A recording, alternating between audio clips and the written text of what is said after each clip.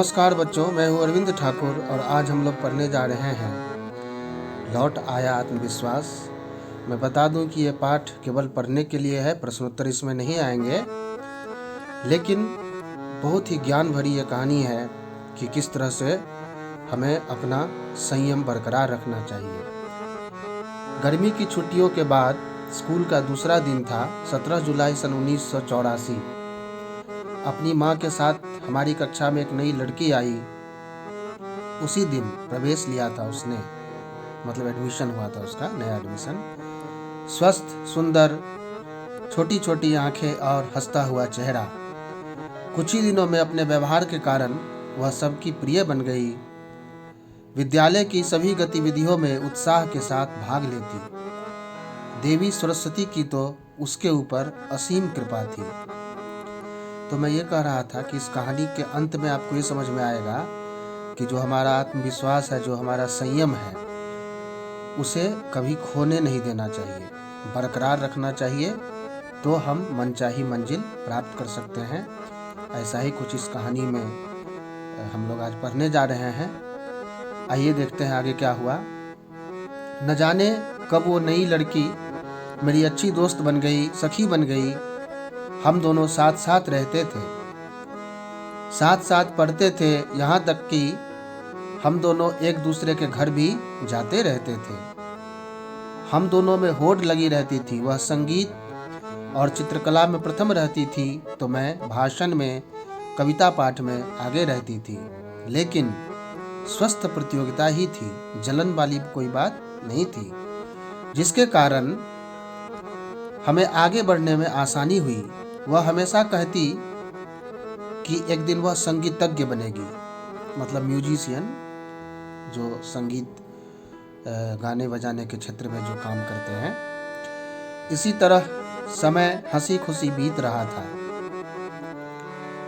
तो ये अभी तक जो हमने पढ़ा उसका भावार्थ ये है कि ये पहली वाली लड़की के स्कूल में एक दूसरी लड़की आई जो आत्मविश्वास से भरी हुई थी। दोनों में जलन नहीं था, ईर्ष्या नहीं थी, बल्कि स्वस्थ कंपटीशन था कि तुम आगे बढ़ो तो मैं तुमसे आगे बढ़ के दिखाऊंगी। हमें भी अपने दोस्तों के साथ स्वस्थ कंपटीशन, स्वस्थ प्रतियोगिता ही रखनी चाहिए। जलन की भावना बिल्कुल नहीं रखनी चाहिए, क्योंकि जलन की भावना तो वो रखते हैं जो कमज़ोर होते हैं। जो मन से मजबूत हैं वो जलते नहीं हैं, बल्कि संघर्ष करके प्राप्त करने में भरोसा रखते हैं। जैसे जैसे समय बीतता गया हम भी समझदार होते गए। एक दिन प्रधानाचार्य जी ने हमें अपने कमरे में बुलाकर कहा, बिटिया, तुम दोनों हमारे विद्यालय की शान हो। जयपुर में विद्यार्थियों का राष्ट्र स्तरीय सांस्कृतिक प्रतियोगिताएं होने वाली हैं। मैंने वहां के लिए तुम दोनों का नाम भेज दिया है। तुम्हारी शिक्षिका श्रीमती वडेरा साथ रहेंगी, उनके साथ मिलकर तैयारी कर लो। अब हम दोनों तो खुशी से उछल पड़े, क्योंकि हमें तो इस तरह का ही कोई अवसर चाहिए था। क्योंकि कहा गया है ना कि सोना जो है वो आग में जाकर तपता है, निखरता है। तो जो अच्छे विद्यार्थी हैं, जिनके अंदर गुण भरे हुए हैं, वो तो कठिन अवसरों की तलाश में रहते हैं कि मौका मिले और वो साबित करके दिखा सकें कि हाँ, हमारे अंदर भी कुछ कलाएं हैं। ठीक वैसे ही जब कक्षा के अंदर शिक्षक ना हो तो हल्ला करना तो बहुत आसान है, सब मिलकर एक साथ चीखने लगते हैं, नियम को तोड़ने लगते हैं। लेकिन जब नहीं है तब भी अगर कोई शांत रहे और बाकी को भी शांत रहने के लिए सिखाए, तो असली लीडर, असली नेता वही होता है। 3 दिन तक जयपुर में रहे, कई प्रतियोगिताओं में भाग लिया और दोनों ने अपने अपने क्षेत्र में स्वर्ण पदक, मतलब गोल्ड मेडल जीते। अब तो बस जल्दी से जल्दी घर पहुंचना चाहते थे।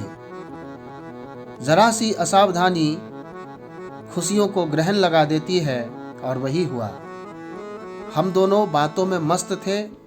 सड़क पार करते समय हमने सामने से आती गाड़ी पर ध्यान नहीं दिया, और जब तक हम संभल पाते तब तक भावना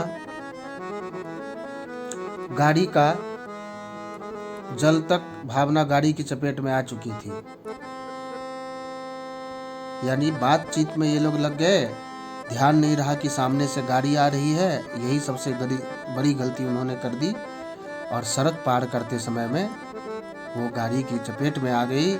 उसकी दुर्घटना में वो फंस गई। तो इसीलिए एक चीज़ हमेशा ध्यान रखना है कि हमेशा सावधान रहिए, लेकिन खासकर जब भीड़ भाड़ वाले जगह पर, रोड पर, सड़क पर रहते हो तो दुगना सावधानी रखनी चाहिए ताकि कुछ अनहोनी ना हो जाए। होश आने पर खुद को अस्पताल में देखकर रो पड़ी। आसपास भी सबकी आंखों में आंसू थे क्योंकि भावना अपनी दोनों टांगें गंवा चुकी थी। उसकी चीख ने सबके दिल को दहला दिया। भावना को इस दुर्घटना ने मानसिक रूप से तोड़ दिया। अब वह विद्यालय भी नहीं जाती थी, बस पड़े पड़े सोचती रहती थी। थोड़े दिनों में उसके पिता का तबादला भोपाल में हो गया। अब तो उसे जाते देख ऐसे लग रहा था कि विद्यालय का जीवन ही थम गया। तो ये सब क्यों हो गया? क्योंकि उसने ध्यान नहीं दिया और दुर्घटना की चपेट में आ गई। विद्यालय जाने लायक रही नहीं। मन से भी थोड़ा सा निराशा तो हो ही गया, मानसिक रूप से टूट गई। वो सोच रही थी पता नहीं अब आगे क्या होगा। और तबादला मतलब ट्रांसफ़र हो गया उसके पिताजी का। तो अब वे लोग वहाँ से वैसे भी चले गए। तो कोई प्रिय दोस्त, कोई नज़दीक वाला दोस्त जब चला जाता है तो दुख तो होता ही है। कुछ दिन तक तो बहुत बुरा लगता है। उन लोगों को भी बड़ा बुरा लग रहा था क्योंकि उसके जो नज़दीकी दोस्त जो थे, वो लड़की वो जा चुकी थी। तो इसको लग रहा था कि ओह कितना खराब लग रहा है, लेकिन क्या किया जा सकता था। कुछ दिनों तक पत्राचार चलता रहा, लेकिन समय के अंतर ने उसको कम कर दिया। समय पंख लगाकर कैसे उड़ गया पता ही न चला। वो बड़ी होने के बाद अध्यापिका बन गई, मतलब स्कूल टीचर बनी। मुझे भी अपने विद्यार्थियों की टीम को लेकर एक बार मुंबई जाना था स्कूल की ओर से। अनायास ही मेरे आंखों के सामने भावना वाली बात आ गई, इसलिए मैं बहुत सावधान हो गई थी। बच्चों को भी मैंने कड़ी चेतावनी दे दी थी कि देखो सड़क वगैरह भीड़ भाड़ वाली जगह पर बहुत सावधान रहना। मुझसे बिना पूछे कोई सड़क पार नहीं करेगा, और जो भी सावधानियों की बात हुआ करती है। उद्घाटन समारोह आरंभ हुआ।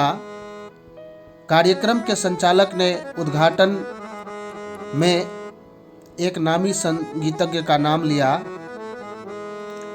और कहा कि उनके द्वारा ही इस कार्यक्रम की शुरुआत होगी। उद्घाटन मतलब शुरुआत। तो सबकी जिज्ञासा बढ़ गई कि ये नामी संगीतज्ञ, मतलब जो बहुत प्रचलित हो, प्रसिद्ध हो, उसको चलिए देखने का मौका मिलेगा। सबके मन में एक कौतूहल सा जग गया। सब इंतजार करने लगे कि देखें कौन है वो। तालियों की गड़गड़ाहट और पर्दे के पीछे से वाद्य यंत्रों के मधुर संगीत के बीच मंच पर धीमे धीमे प्रकाश फैलने लगा। पहिया कुर्सी पर माइक हाथ में लिए मुख्य अतिथि आए।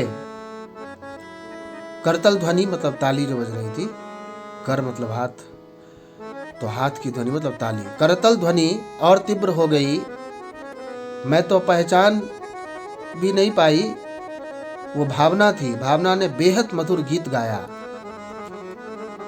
अपने भाषण में उसने बचपन की दुर्घटना के समय टांग कैसे गवा दिया था और उसके जीवन में निराशा हो गई थी, इन सब बातों की चर्चा की और कहा कि उस समय मेरी बड़ी बहन ने मेरा साथ दिया और उसने मुझे हताशा से उबारा। हताशा मतलब निराशा से उसको उबारा। उसने बराबर हिम्मत दी उसको, कहा कि तुम बिल्कुल दुखी मत हो, क्योंकि जो हुआ वो अनजाने में हुआ, लेकिन आगे पूरा जिंदगी तुम्हारी पूरी पड़ी हुई है। उसको अगर छोड़ दोगी तुम तो इससे फ़ायदा क्या है। इसलिए निश्चित रूप से निराश होने की ज़रूरत नहीं है, हिम्मत रखो। उसने आगे कहा, दीदी ने ही मुझे संभाला। वो मेरे लिए किताबें लाती थी, कैसेट्स लाती थी। आजकल सीडी हैं, उस समय में कैसेट हुआ करते थे। पहले मैं बिस्तर पर बैठकर हारमोनियम के साथ अभ्यास करती थी। माँ के कहने पर पिताजी ने एक संगीत के अध्यापक को भी घर पर बुलाना शुरू कर दिया। उन्होंने मुझ में उत्साह जगाया। वे हमेशा कहा करते थे, एक दिन तुम जरूर महान संगीतकार बनोगी। और यह सुनकर मैं फिर जोश में भरकर रियाज करने लगती थी। अपनी लगन, परिश्रम और परिवार की प्रेरणा से मैंने अपने बचपन के सपनों को साकार किया। मैं अपना एक संगीत कला केंद्र भी चलाती हूँ, जहाँ बच्चे निःशुल्क संगीत सीख रहे हैं। निःशुल्क मतलब वो बता रही थी कि मैं पैसे वगैरह नहीं लेती हूँ, क्योंकि मैं जानती हूँ कि कुछ भी सीखना कितना मुश्किल है, और ख़ासकर अगर भगवान ना करे कि कहीं कुछ हो जाए किसी के साथ, तो फिर ज्ञान की प्राप्ति बहुत दुरूह हो जाती है, कठिन हो जाती है। और मैंने इस कठिन समय को पार किया है, इन सब से मैं गुजरी हूँ, इसीलिए मैं जानती हूँ कि कितना मुश्किल हुआ करता है। इसलिए जो भी मेरे पास आता है मैं बिना पैसे लिए उनको सिखा रही हूँ।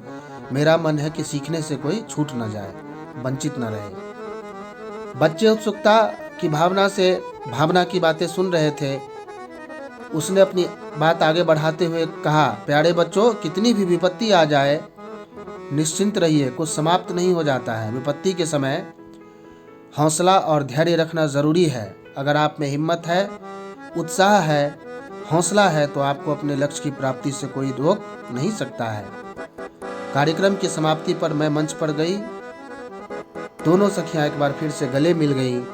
हम दोनों को बहुत वर्षों के बाद एक दूसरे से मिलने के कारण बहुत अच्छा लगा। तो ये कहानी यहीं पर समाप्त होती है। और लिंक में जो वैसे तो प्रश्नोत्तर नहीं है, लेकिन भाषा अभ्यास में है कि किसी के बारे में जिन्होंने क्षमता पर विजय प्राप्त करके दुनिया में नाम किया हो, उसके बारे में फ़ोटो चिपका कर कुछ बातें लिखनी है, तो वो मैंने साथ में डाल दिया है। आप उसे लिंक से प्राप्त कर सकते हैं। और अगले वीडियो में बहुत जल्दी मुलाकात होगी। तब तक के लिए नमस्कार। अगर आपने हमारे YouTube चैनल को अब तक सब्सक्राइब नहीं किया है, तो आपको यहाँ सब्सक्राइब बटन दिख रहा है, इस पर आप क्लिक कीजिए और हमें सब्सक्राइब कर लीजिए। और साथ ही साथ इसके सामने एक नोटिफिकेशन बेल आ रहा है, इसे भी आप इनेबल कर दीजिए, ताकि आपको तुरंत नोटिफिकेशन मिले जब भी हम कोई नई वीडियो अपलोड करें।